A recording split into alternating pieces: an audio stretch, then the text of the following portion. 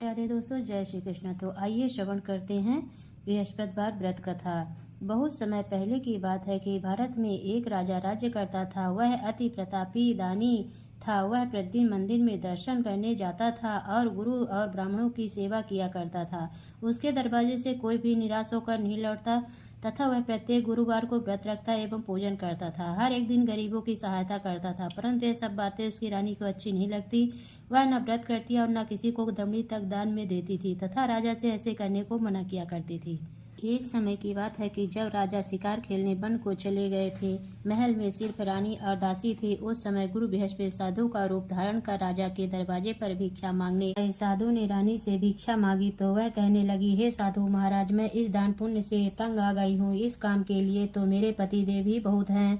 अब आप ऐसी कृपा करें कि सारा धन नष्ट हो जाए तथा मैं आराम से रह सकूं। साधु का भेष रखे बृहस्पति देव ने कहा, हे देवी, तुम अति विचित्र हो। संतान और धन से कोई दुखी नहीं होता, सभी इसको चाहते हैं। पापी भी पुत्र और धन की इच्छा करता है। अगर तुम्हारे पास धन बहुत है तो भूखे मनुष्यों को भोजन कराओ, ब्राह्मणों को दान दो, प्याऊ लगवाओ, धर्मशालाएं बनवाओ, कुआं, तालाब, बड़ी बाग बगीचे आदि के निर्माण करवाओ और कुंवारी कन्याओं का विवाह कराओ, साथ ही यज्ञ करो। इस प्रकार के कर्मों से आपके कुल एवं आपका नाम परलोक में सार्थक हो एवं स्वर्ग की प्राप्ति होगी। किंतु वह मूर्ख रानी साधु की इन बातों से खुश न हुई। वह बोली, हे साधु महाराज, मुझे ऐसे संपत्ति की आवश्यकता नहीं जो मेरे काम न आए तथा जिसको मैं अन्य लोगों को दान दूं, जिसको रखने और संभालने में ही मेरा सारा समय नष्ट हो जाए। साधु ने रानी को समझाने का बहुत प्रयास किया, परंतु रानी अपनी बात पर अडिग रही।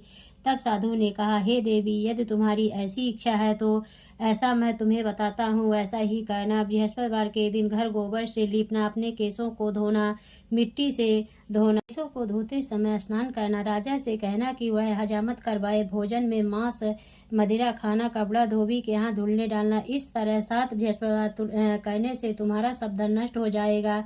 ऐसा कहकर साधु रूपी बृहस्पति देव अंतर्ध्यान हो गए। रानी ने साधु के कहे अनुसार ही 7 बृहस्पतिवार वैसा ही करने का विचार किया। साधु के बताए अनुसार करते हुए उसे केवल 3 बृहस्पतिवार ही बीते थे कि उसका समस्त धन नष्ट हो गया। कहे अनुसार ही करने से भरपेट भोजन के लिए भी दोनों समय परिवार तरसने लगा तथा सांसारिक भोगों से दुखी रहने लगा। राजा रानी से कहने लगा, तुम यहाँ पर रहो, मैं दूसरे देश को जाऊं, क्योंकि यहाँ पर सभी मनुष्य जानते हैं, इसीलिए मैं कोई कार्य भी नहीं कर सकता। देश चोरी परदेश भी बराबर है। ऐसा कहकर राजा परदेश चला गया। वहाँ जंगल जाता, जहाँ लकड़ी काट कर लाता और शहर बेच कर अपनी दुखी जीवन को बड़ी कठिनता से व्यतीत करने लगा। राजा के जाने के पश्चात इधर उसके बिना रानी और दासी दुखी रहने लगे। किसी दिन भोजन मिलता, किसी दिन जल पी कर रह जाती।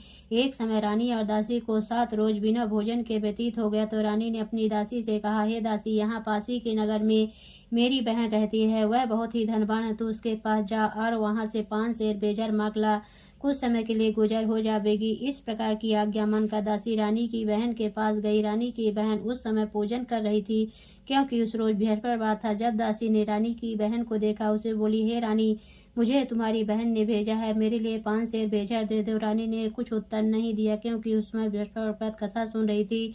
इस प्रकार जब वादी को किसी प्रकार का उत्तर नहीं मिला तो बहुत ही दुखी हुई एवं क्रोध भी आया। लौट कर अपनी रानी के पास आकर बोली, हे रानी, तुम्हारी बहन तो बहुत ही बड़ी आदमी है, वह छोटे मनुष्यों से बात भी नहीं करती। उसे मैंने कहा तो उसने कोई उत्तर न दिया, मैं वापस चली आई। रानी बोली, हे दासी, इसमें उनका कोई दोष नहीं है। जब बुरे दिन आते हैं तब कोई सहारा नहीं देता, अच्छे बुरे का पता आपत्ति में लगता है। जो ईश्वर की इच्छा होगी यही होगा, यह सब हमारे भाग्य का दोष है। इधर उस रानी ने देखा कि मेरी बहन की दासी आई, परंतु उससे मैं नहीं बोली। यह कथा को सुन विष्णु भवन का पूजन समाप्त कर रानी के घर चल दी। जाकर अपनी बहन से कहने लगी, हे बहन, बृहस्पतिवार का व्रत कथा सुन रही थी, तुम्हारी दासी गई, परंतु जब कथा होती है तब तक न उठते हैं और न बोलते हैं, इसीलिए मैं न बोली। कहो दासी, क्यों गई थी? रानी बोली, बहन, हमारे अनाज नहीं था तथा राजा परदेश गए हुए हैं। वैसे तुमसे कोई बात छिपी नहीं है, इस कारण मैंने दासी को तुम्हारे साथ 5 सेर बेजन लेने के लिए भेजी थी। इस बात पर रानी की बहन बोली, बहन, बृहस्पति भगवान सभी की मनोकामनाओं को पूर्ण करते हैं। देखो शायद तुम्हारे घर में नाज रखा हो, इस प्रकार का वचन सुना तो घर के अंदर गई और वहाँ एक बड़ा घड़ा भेजर का भरा मिल गया। तब तो रानी को आश्चर्य हुआ, क्योंकि उसके अनुसार का एक एक बर्तन अन्न से खाली था। उसने बाहर आकर रानी को सारा वृत्तांत सुनाया। दासी अपनी रानी से कहने लगी, हे रानी, देखो, वैसे हमको नहीं जम नहीं मिलता तो हम रोज ही व्रत करते हैं। अगर उनसे व्रत की विधि या कथा पूछ ले जावे तो उसे हम भी किया करेंगे। और फिर दासी के कहने पर रानी ने अपनी बहन से बृहस्पति व्रत पूजा विधि एवं नियमों के बारे में विस्तार से पूछा। उन्होंने बताया, जो बृहस्पतिवार के व्रत से चने की दाल और मुनक्का से विष्णु भगवान का केले की जड़ में पूजन कर दीपक जलाता है, पीला भोजन करता और पीले वस्त्र धारण करता है तथा प्रेम पूर्वक बृहस्पति भगवान की कथा सुनता है, इस प्रकार करने से गुरु भगवान उस भक्त प्रसन्न होते हैं, धन अन्न पुत्र देते हैं, मनोवांछित मनोकामना पूर्ण करते हैं। व्रत एवं पूजा की विधि बताकर रानी की बहन अपने घर लौट गई।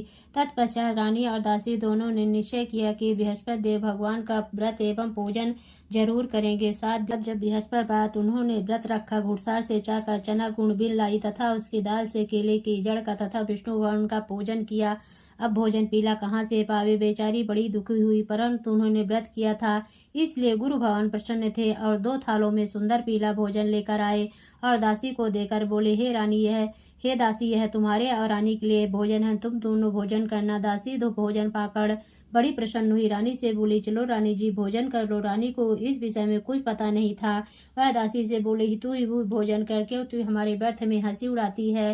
रानी ने कहा, वह महात्मा हम दोनों को 2 थालों में भोजन देगा है, इसलिए हम तुम दोनों ही साथ साथ भोजन प्रारंभ करेंगे। उन्होंने गुरु भगवान को नमस्कार करके भोजन प्रारंभ किया। उसके बाद दोनों प्रत्येक बृहस्पतिवार को गुरु भगवान का व्रत और भोजन करने लगी। बृहस्पति भगवान की कृपा से उन दोनों को भी भोजन एवं धन की कोई कमी नहीं थी, परंतु रानी फिर पुनः उस प्रकार आलस करने लगी। तब दासी बोली, रानी, तुम पहले इस प्रकार आलस करती थी, तुम्हें धन के रखने उठाने में कष्ट होता था, जिस कारण सभी धन नष्ट हो गया।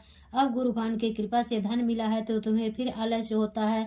बड़ी मुसीबतों के बाद हमने यह धन पाया है, इसीलिए हमें दान पुण्य करना चाहिए तथा भूखे मनुष्यों को भोजन कराओ, पाऊ लगवाओ, ब्राह्मणों को दान दो, कुआं तालाब बावड़ी आदि का निर्माण करवाओ, कुंवारी कन्याओं का विवाह करो, मंदिर पाठशाला बनवा कर दान दो, कुंवारी कन्याओं का विवाह कराओ, जिसमें से आपका कुल और सम्मान बढ़े, आपके पितृ प्रसन्न हो। दासी की इन बात पर रानी ने इसी प्रकार कर्म करने प्रारंभ किए तो काफी यश फैलने लगा। एक दिन रानी और दासी विचार करने लगी, ना जाने राजा किस प्रकार से होंगे, उनकी कोई खबर नहीं। भगवान से उन्होंने प्रार्थना की। भगवान ने रात में राजा से स्वप्न में कहा, हे राजा, उठते रानी तुझको याद के अपने देश को चलो। राजा प्रातः काल उठा और जात खाने और पहनने की शर्टिंग होती है, पर भगवान की आज्ञा मानकर अपने नगर को चलने को तैयार हुआ। उससे राजा प्रदेश चला, प्रदेश में दुखी रहने लगा। पश्चिम जंगल में से लकड़ी बिनकर लाता और शहर में अपने दुखी जीवन को बड़ी कठिनता से व्यतीत करने लगा। राजा दुखी होकर अपनी पुरानी बातों को याद करके रोने लगे। तब उस जंगल में बृहस्पति एक साधु का रूप धारण कर आकर राजा के पास आकर बोले, हे लकाड़े रे, तुम इस सुनसान जंगल में किस चिंता में बैठे हो, मुझको बतलाओ। यह सुन राजा के नेत्रों में जल भरा। साधु को वंदना कर बोले, हे प्रभु, आप तो सब कुछ जानने वाले हो। इतना कहकर साधु को संपूर्ण कहानी बतला दी। साधु रूपी भगवान राजा से बोले, हे राजन, तुम्हारी पत्नी ने बृहस्पति के दिन बृहस्पति देव का अपमान किया था, जिस कारण तुम्हारी यह दशा हुई। अब तुम किसी प्रकार की चिंता मत करो, भगवान तुम्हें पहले से अधिक धनवान करेगा। देखो, तुम्हारी स्त्री ने बृहस्पति देव का व्रत प्रारंभ कर दिया है। तुम मेरा कहा मानकर बृहस्पतिवार व्रत करके चने की दाल गुड़ जल के लोटे में डालकर केला का पूजन करो और फिर कथा सुनो, तुम्हारी सब कामनाएं पूर्ण होंगी। साधु के वचन सुनकर राजा बोला, हे प्रभु, मुझे लकड़ी बेचकर इतना पैसा नहीं मिलता जिसने भोजन करने के उपरांत कुछ बचा सकूं। मैंने रात्रि में अपनी रानी को व्याकुल देखा है, मेरे पास कुछ नहीं है जिससे उसकी खबर तो मंगा सकूं, और फिर मैं कौन सी कहानी कहूँ, यह मुझको कुछ भी मालूम नहीं है। जीन काल में एक ब्राह्मण था, बहुत ही निर्धन था, उसके कोई संतान न थे। उसकी स्त्री बड़ी मलिनता के साथ रहती, स्नान न करती, किसी देवता का पूजन पाठ न करती, सर्वप्रथम भोजन करती, बाद में अन्य कार्य करती थी। इससे ब्राह्मण देवता बड़े दुखी थे, बेचारे बहुत कुछ कहते किंतु उसका कोई परिणाम न निकला। भगवान के स्त्री के रूपी रत्न कन्या पैदा हुई। वह कन्या अपने पिता के घर में बड़ी होने लगी। वह बालिका प्रातः स्नान करके विष्णु भगवान का जाप करने लगी। अपने पूजन पाठ को समाप्त करके स्कूल जाती तो मुट्ठी में जौ भर के ले जाती और पाठशाला के मार्ग में डालती जाती तो ये जौ स्वर्ण के हो जाते और लौटते समय उनको बीनकर घर को ले आती थी। एक दिन वह बालिका सोने के जौ को फटक कर साफ करी थी। उसके पिता ने देख लिया और कहा, हे बेटी, सोने के जौ को फटकने के लिए सोने का सूप होना चाहिए। दूसरे दिन गुरुवार था। इस कन्या ने व्रत रखा। बृहस्पति जी से प्रार्थना करके कहा, हे प्रभु, मैंने आपकी पूजा सच्चे मन से की हो तो मेरे लिए सोने का सूप दे दो। बृहस्पति देव ने उसकी प्रार्थना स्वीकार कर ली। रोजाना की तरह वह जब फैलाती जाने लगी। जब लौट कर जौ बीन रही थी तो बृहस्पति देव की कृपा से उसे सोने का सूप मिला। उससे से वह जौ साफ करने लगी, परंतु उसकी माँ का वही ढंग रहा। एक दिन की बात है, कन्या सोने के सूप में जौ साफ कर रही थी। उस दिन उस शहर का राजपुत्र होकर निकला।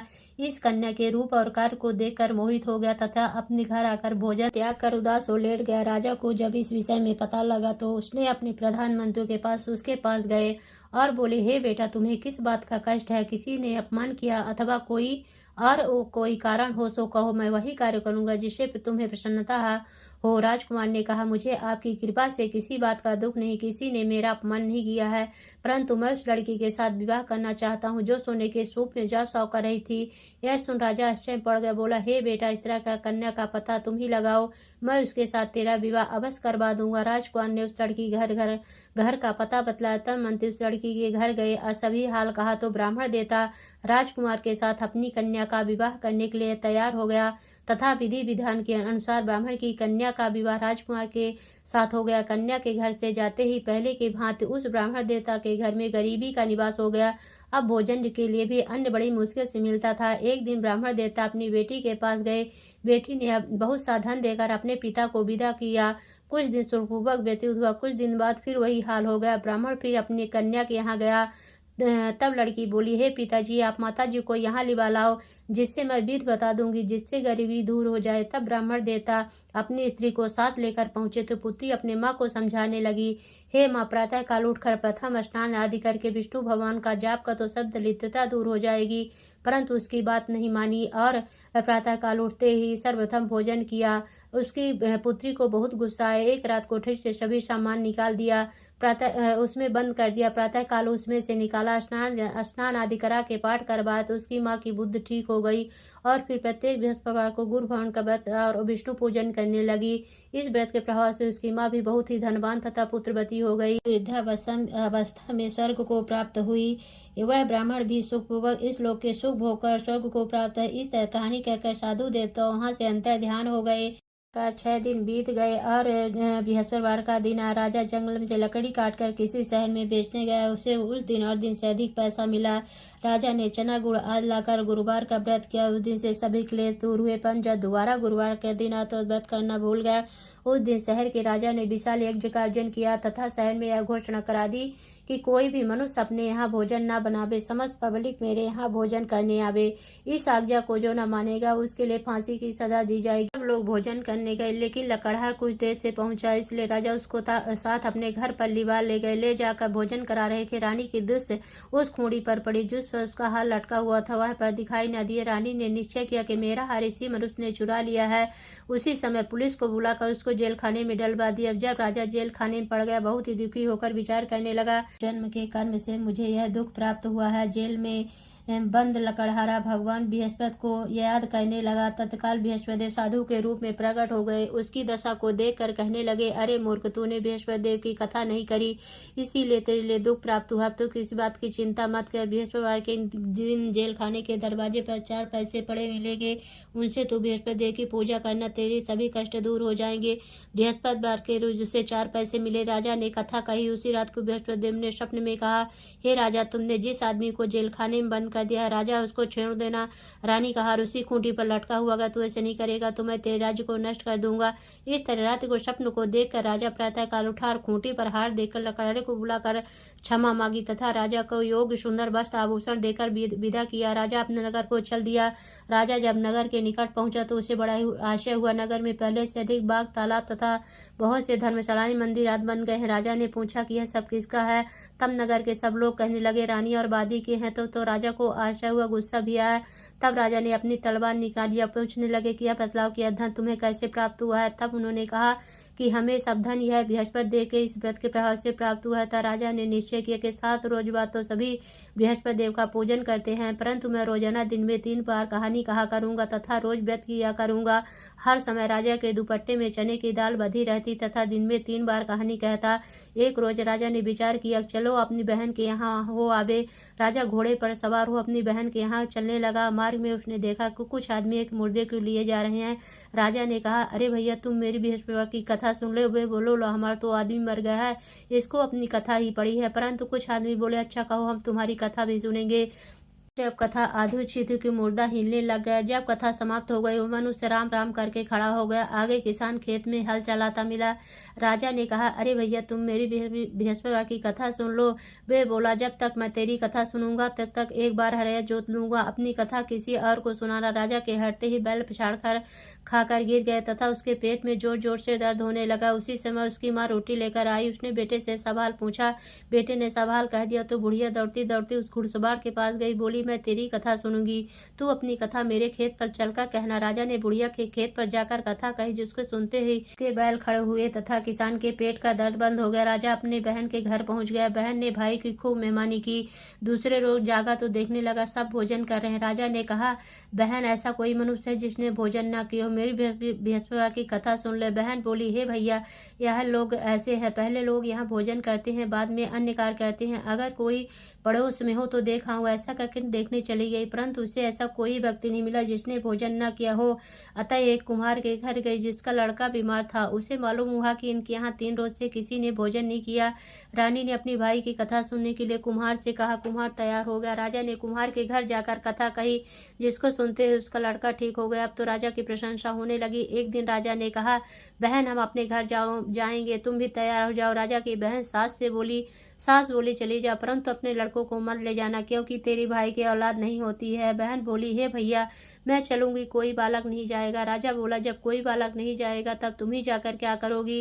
बड़े दुखी मन से राजा अपने नगर को लौट आया। राजा ने कहा कि हम निर्वंशी राजा, हमारा मुख देखने का धर्म नहीं, कुछ भोजन दान नहीं किया। रानी ने कहा, प्रभु बृहस्पति देव ने हमें सब कुछ दिया, हमें औलाद अवश्य देंगे। उसी रात को बृहस्पति देव ने स्वप्न में कहा, हे राजा, उठ, सोच को त्यागती रानी गर्भ से 9वें महीने में गर्भ से एक सुंदर पुत्र पैदा हुआ। तब राजा बोला, स्त्री बिना भोजन के रह सकती है, बिना कहे नहीं रह सकती। जब मेरी बहन आवे उसे कुछ कहना मत। रानी ने सुनकर हाँ कर दिया। जब राजा की बहन ने यह शुभ समाचार सुना, बहुत ही खुशी हुई तथा बधाई लेकर भाई की यहाँ आई। तभी रानी ने कहा, घोड़ा चढ़कर तू नहीं आई, गधा चढ़ी आई। राजा की बहन बोली, भाभी, मैं इस प्रकार न कहती, तुम्हें औलाद कैसे मिलती। बृहस्पति देव ऐसे हैं जैसे जिसके मन में कामनाएं सभी को पूर्ण करते हैं। जो सद्भावना पूर्वक बृहस्पति देव का व्रत करता है एवं कथा पढ़ता, सुनता, दूसरों को सुनाता, उनकी सभी इच्छाएं बृहस्पति देव पूर्ण करते हैं। इसलिए सब कथा सुनने के बाद प्रसाद लेकर जाना चाहिए। हृदय से उनका ध्यान करते हुए बोलो लक्ष्मी नारायण की जय, बोलो विष्णु भगवान की जय। ओम जय बृहस्पति देवा, स्वामी जय बृहस्पति देवा। छीनी छीनी भोग लगाऊं, कदली फल मेवा। ओम जय बृहस्पति देवा, तुम्हें पूर्ण परमात्मा, तुम्हें अंतर्यामी, स्वामी तुम्हें अंतर्यामी। जगत पिता जगदीश्वर, तुम सबके स्वामी। ओम जय बृहस्पति देवा। चरणामृत निज निर्मल, सब पातक हरिता, स्वामी सब पातक हरिता। सकल मनोरथ दायक, कृपा करो भरता। ओम जय बृहस्पति देवा। तन मन धन अर्पण कर, जो जन शरण पड़े, प्रभु जो जन शरण पड़े। प्रभु प्रगट तब हो करे, आकर द्वार खड़े। ओम जय बृहस्पति देवा। दीन दयाल दयानिधि, भक्तन हितकारी, पाप दोष सब हरता, भव बंधन हारी। ओम जय बृहस्पति देवा। सकल मनोरथ दायक, सब संशय तारो, विषय विकार मिटाओ संतन सुखकारी। ओम जय बृहस्पति देवा।